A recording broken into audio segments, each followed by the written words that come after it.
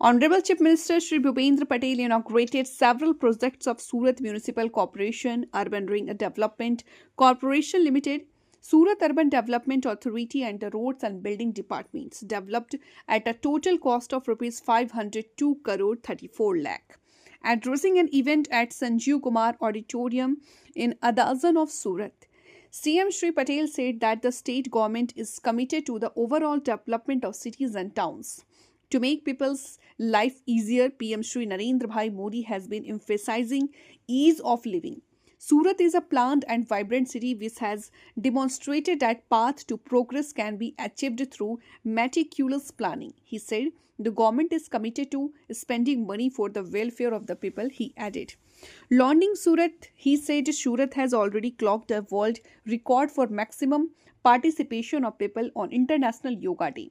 Today's has added another feature to its cap with MOU being signed for PM Mitra Park. પણ માન્ય વડાપ્રધાન શ્રીએ જ્યારે મુખ્યમંત્રી હતા ત્યારે 2005માં શહેરી વિકાસ વર્ષ શરૂ કર્યું અને એ શહેરી વિકાસ વર્ષ શરૂ કર્યું એ પહેલાની તમે આ સુરત મહાનગરપાલિકાની સાથે બધી મહાનગરપાલિકાઓ કોઈ પણ મહાનગરપાલિકામાં તમે 10 લાખ રૂપિયાનું કામ લઈને શું હું કહું છું કે લાખ રૂપિયાનું કામ લઈને જ નહીં જતા હોય. અહીંયા બેઠેલા કોઈને અનુભવ હોય તો કહી શકે કે ભાઈ હા ખરેખર લાખ રૂપિયા માટે તમારે એટલી બધી તકલીફ પડતી હતી કે લાખ રૂપિયાનું કામ લઈને જવું કે ના જવું. આજે 1 કરોડનું કામ સામાન્ય નાગરિક સોસાયટી થકી કોર્પોરેટર જોડે આરામથી જઈ શકે છે.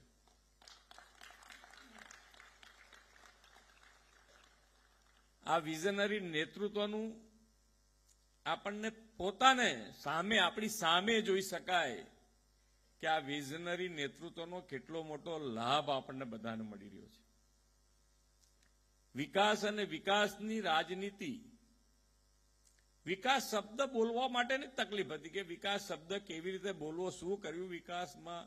ઇલેક્શનો બધા આવતા તો ક્યારે શું વાતાવરણ સર્જાતું હતું એ આપણને બધાને ખબર છે.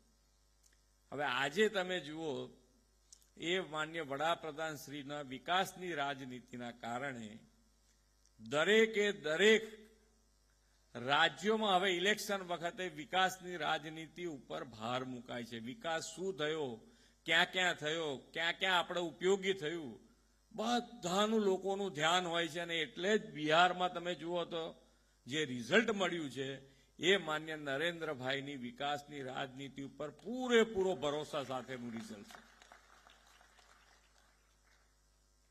કે ભાઈ તમે જે તમે માગો એ તો મળે જ, પણ તમારા માગ્યા વગર પણ જે ધ્યાન ઉપર આવે. આજે ધારો કે રિંગ રોડ અધૂરો હતો તો અમારા બધાના ધ્યાન ઉપર આવ્યું કે ભાઈ આ અધૂરો જે રિંગ રોડ છે એવું નહીં ચાલે, તો ભાઈ આનો ઉપયોગ જ નહીં થાય, એનો પૂરો કરવો પડે. તો એના માટે કે પૈસા વધારે જોઈએ. તો મેં કહું કોર્પોરેશન પાસે ના હોય તો સરકાર પાસે તો છે, સરકાર તો આપશે જ.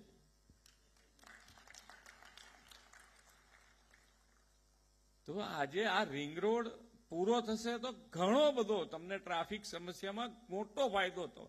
ઇઝ ઓફ લિવિંગ કેવી રીતે વધે એના માટેનો હર હંમેશ પ્રયત્ન થયો છે.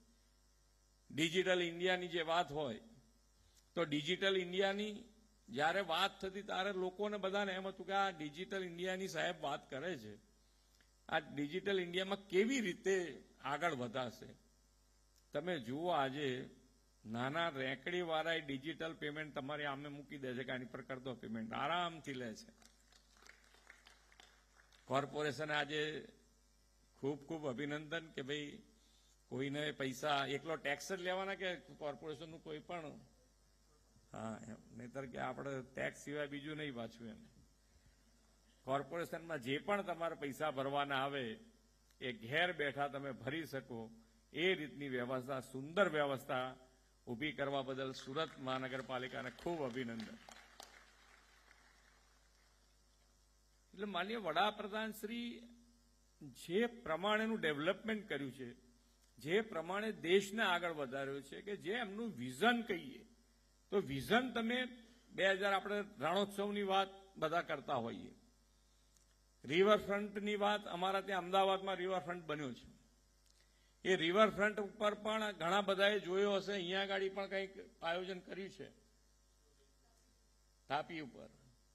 પણ તમે અમદાવાદ રિવરફ્રન્ટ ઉપર પહેલા જ્યાં ગાડી એ કાંઠા ઉપર નદીમાં લોકો સર્કસ કરતા, એનું આજે વર્લ્ડ ક્લાસ ડેવલપમેન્ટ આપણી નજર સામે દેખાય છે. અને ત્યાં આગળ જે વસવાટ હતો, ઝૂંપડપટ્ટી જે હતી, એને સારામાં સારા બધી સુવિધા સાથેના ફ્લેટમાં એ લોકોને શિફ્ટ કર્યા છે કે વિકાસની સાથે સાથે નાનામાં નાના માણસનું ધ્યાન રાખી અને વિકાસ કર્યો છે. એ માન્ય નરેન્દ્રભાઈનું ફ્યુચર વિઝન છે. હું રણોત્સવની વાત કરતો હતો. 2006માં આ સફેદ રણ તો કેટલાય વખતથી બનતું હશે કચ્છમાં, કે આજે થોડું બનવાનું હતું. પણ માન્ય નરેન્દ્રભાઈનું વિઝન કે ભાઈ આ તો આખું ટુરિઝમ સ્પોટ તરીકે વિકાસ થયો છે કચ્છનો. તો 2006માં એમણે કીધેલું, જ્યારે શરૂઆત એમણે કરી ત્યાં આગળ, તો કે અહીંયા દેશ અને દુનિયાથી લોકો અહીંયા આવશે. ને આજે જુઓ તમે કે બેસ્ટ ડેસ્ટિનેશન ફોર ટુરિઝમનો એવોર્ડ એને મળ્યો છે, ધોરડોને મળ્યો છે.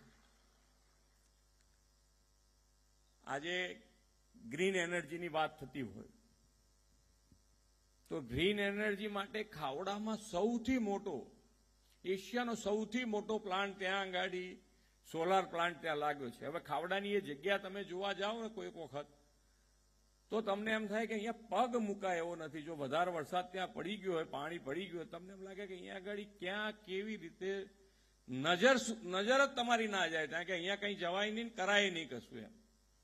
આજે સૌથી મોટો, દુનિયાનો સૌથી મોટો એનર્જી પાર્ક ત્યાં આગળ, ગ્રીન એનર્જી પાર્ક ત્યાં આગળ તૈયાર થઈ ગયો છે.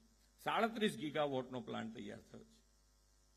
એટલે ડેવલપમેન્ટ અને ડેવલપમેન્ટની દિશા કેટલા સ્કેલ ઉપર. તમે જ્યારે આમાં શું છે, ઘણી વખત આપણને શહેરમાં રહેતા હોય એટલે ફેસિલિટી, અમુક વસ્તુ આપણને પહેલે દાડાથી મળી ગઈ હોય કે ભાઈ લાઇટ છે, પાણી છે, રસ્તા છે, બધું પહેલા દિવસથી મળી ગયું હોય. એટલે ઘણી વખતે આપણને એક ડેવલપમેન્ટ, પણ જ્યારે તમે થોડુંક પાછળ જઈને જુઓ, હમણાંની જ વાત છે એમ કહીએ, 2005 એટલે 20 વર્ષ, અને 20 વર્ષ પહેલાની વાત તમે જુઓ, જ્યારે